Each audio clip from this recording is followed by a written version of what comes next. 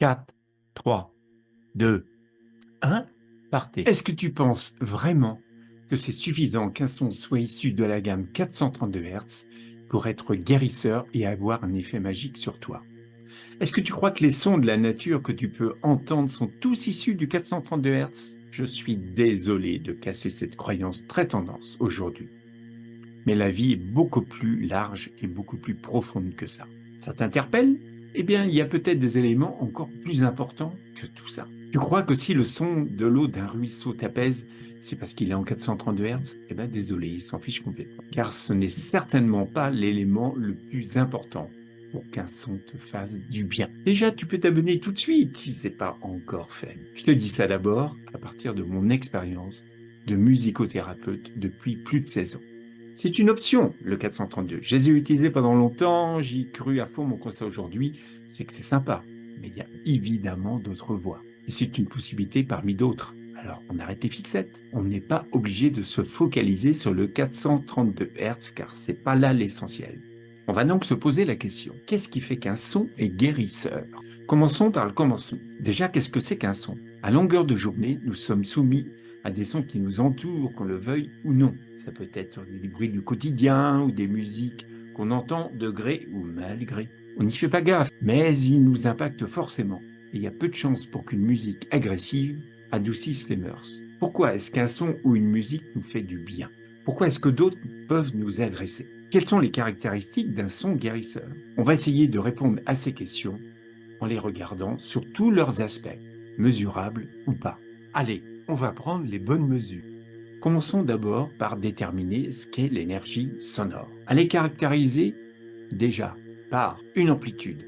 C'est une variation de pression plus ou moins forte. Elle est facile à observer sur un boomer d'une enceinte, par exemple. Elle s'exprime en décibels. Deuxièmement, c'est une fréquence, c'est-à-dire le nombre de vibrations par seconde qui se calcule en Hertz. Et troisièmement, une vitesse de propagation.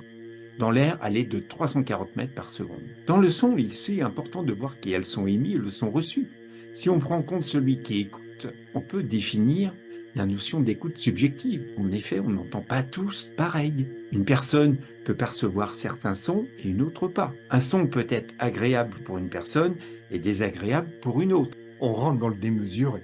Plus fort encore, le même son ou la même musique peut être agréable un jour et insupportable un autre. On peut la définir en quantité. C'est la pression, le niveau sonore perçu par l'oreille, qui nous fait ressentir un son plus ou moins fort ou plus ou moins faible, défini en décibels. Un aspirateur fait 60 décibels et une fusée fait 140 décibels. En fait, à chaque fois que tu rajoutes 3 décibels, ça veut dire que c'est 2 fois plus fort. En clair, un aspirateur marqué 63 décibels fait 2 fois plus de bruit qu'un aspirateur à 60 décibels. On peut aussi la définir en qualité. D'abord la note, l'exprimer en hertz, plus ou moins grave ou plus ou moins aigu. Étonnamment, ce qu'on appelle un son pur est une fréquence unique, car sans harmonique. Donc en fait, c'est un son très pauvre. Deuxièmement, c'est le timbre. Il est caractérisé par la fondamentale et ses harmoniques. Ça veut dire qu'une trompette ne va pas sonner comme un piano, grâce aux harmoniques.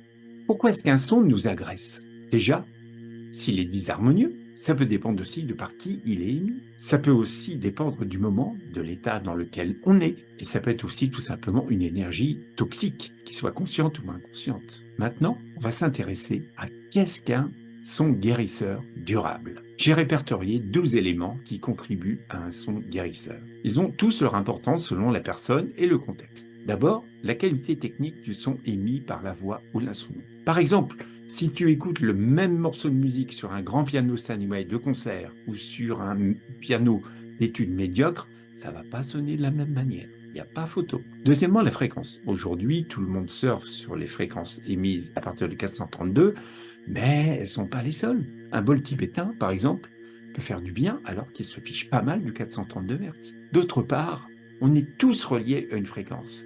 Et cette note-là vous parlera plus, c'est normal. On peut être aussi plus sensible aux notes graves qu'aux notes aiguës. Un son aussi est défini par la qualité et les quantités d'harmoniques. Ce sont les harmoniques qui sont guérisseuses. Certains instruments peuvent en développer beaucoup, comme le handpan, le gong, la guimbarde ou les voix diphoniques. Le timbre, on peut être plus sensible à la voix qu'au tambour, par exemple, ou réciproquement. À mon sens, La qualité la plus importante est la pureté et la qualité de l'intention, car l'énergie suit la pensée.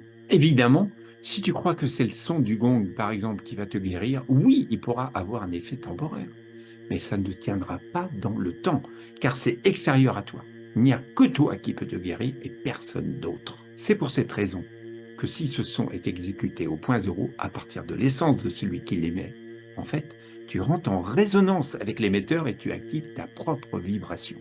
Cela veut dire que c'est ton énergie à toi qui te guérit et pas celle de celui qui joue ou chante pour toi. Pour illustrer mon propos, quand tu joues une note sur un piano, il y en a d'autres qui vont vibrer en sympathie avec la note jouée. C'est un principe physique. C'est de cette manière que le son guérisseur sera le plus efficace pour tenir dans le temps. On peut aussi remarquer que si tu assistes à un concert avec un ou des instrumentistes qui te transportent, tu en sortiras régénéré, même si ça a été joué en 440 Hz, car c'est la qualité de la prestation, l'énergie des artistes qui rentre en vibration avec la tienne, car tu es dans ta présence et eux sont dans la leur. On est donc dans une relation de cœur à cœur. C'est évidemment beaucoup plus difficile si ce son était mis sans intervention humaine, à partir d'une machine qui peut émettre un son peut-être magnifique extérieurement, mais sans âme. Le son que tu entends, qualité et hauteur du son, satisfaisante pour ton mental. Sinon, il risque de bloquer. Qualité de l'énergie de l'émetteur. Plus la personne qui l'émet est dans son axe, moins il va y avoir d'interférences compromettantes. La qualité d'écoute du récepteur, dans l'état où il est. Évidemment, si tu as l'esprit ailleurs, ça sera plus difficile que ça te touche. Donc, plus tu seras dans l'ici et maintenant, plus tu pourras avoir d'effets bénéfiques. En fait, comme pour tout dans la vie, il est essentiel que ça te touche dans ton corps, que tu ressentes du chaud, du froid, des frissons, etc. Le lieu où il est émis, évidemment, si c'est un haut lieu vibratoire, il va servir d'amplificateur énergétique, et pour l'émetteur et pour le récepteur. Le lieu où il est reçu, c'est évident que ça sera plus difficile dans un contexte désagréable ou avec des interférences négatives ou toxiques. On peut être aussi sensible au-delà du domaine de l'audition, car ce peut être les vibrations, notamment les graves, que tu vas sentir dans ton corps. Et puis ça dépend aussi si on y est sensible ou pas. Pour conclure, pour qu'un son guérisseur soit vraiment efficace et que ses effets soient durables, il est indispensable que le canal de la personne qui le produit soit le plus pur possible. Bien sûr que le son émis doit être le plus propre énergétiquement et le plus beau possible. Ce sera grâce au pouvoir de l'intention que tu pourras arriver à cette finalité. L'énergie suit la pensée. Par exemple, les mots je t'aime sont d'une très grande puissance, mais s'ils sont prononcés par une boîte vocale ou par un être humain qui n'y met pas de cœur, ils seront creux. Je vois la mesure du propos. Ce n'est pas l'émetteur qui transmet un son guérisseur au récepteur, mais plutôt le récepteur qui rentre en résonance avec l'émetteur en se connectant à son essence. Le récepteur doit être dans une écoute active pour en profiter au plus profond de lui. Les effets d'un son doivent être ressentis dans le corps, sinon ils ne pourront pas tenir dans le temps. En clair, si on n'y met pas ou peu d'amour, eh bien, comment veux-tu qu'un son te fasse du bien durablement? Nous sommes des humains, et les humains ont ce besoin viscéral d'amour, car c'est ça le plus important.